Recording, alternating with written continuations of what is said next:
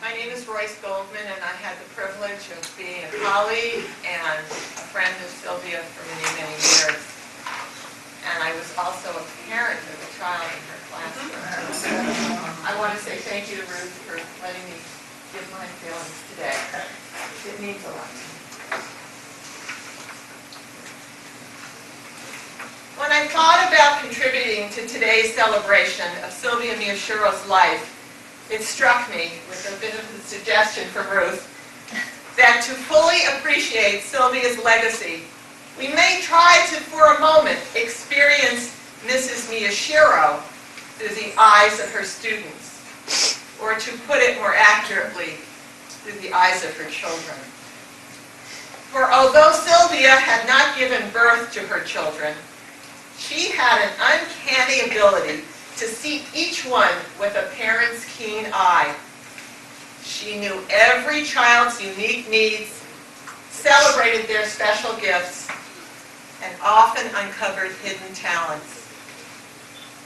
To Sylvia, each one of her children was to be treasured and deserved her special brand of teaching, marked with her discerning attention to detail.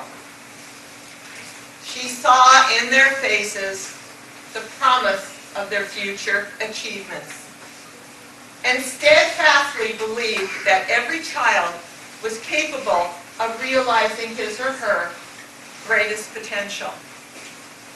She dedicated her 49 years of outstanding service to teach and to nurture, to challenge, and to guide each one of them. So join with me for a moment as we experience, just as my daughter Gail did, what it was like to be a second grader on the first day of school at Topeka Drive Elementary in Mrs. Miyashiro's classroom. Imagine the feeling of nervous anticipation and excitement as you walk through the door of a bright and shiny classroom filled with lots of books and learning games and lively colors set out upon desks so immaculately clean that they reflected the warmth of your teacher's smiles. Soon you have become one of Mrs. Miyashiro's children, with all the rights and privileges, as well as the duties and responsibilities that position carried.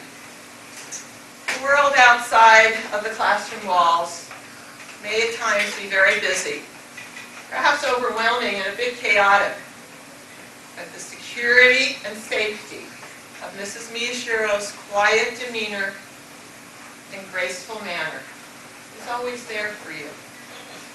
At the back of the classroom is the teacher's desk, decorated with pictures of past students, each smiling up at Mrs. Miyashiro as if to say, thank you for her kindness, for her caring, and for her unfailing faith in each one of them.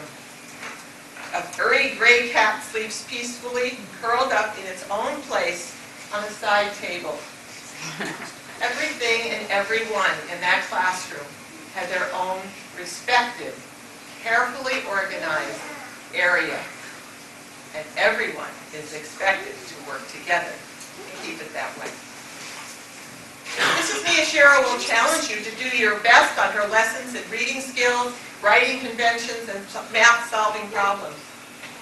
Her list of classroom work standards is as high as her expectations for your performance. The special weekly homework packet with its spelling story may be the cause of some frustration for you and your parents. Yet the sense of pride that you feel when you know you have done your very best work and it's good enough to be respectfully displayed on the classroom walls makes all of your efforts worthwhile.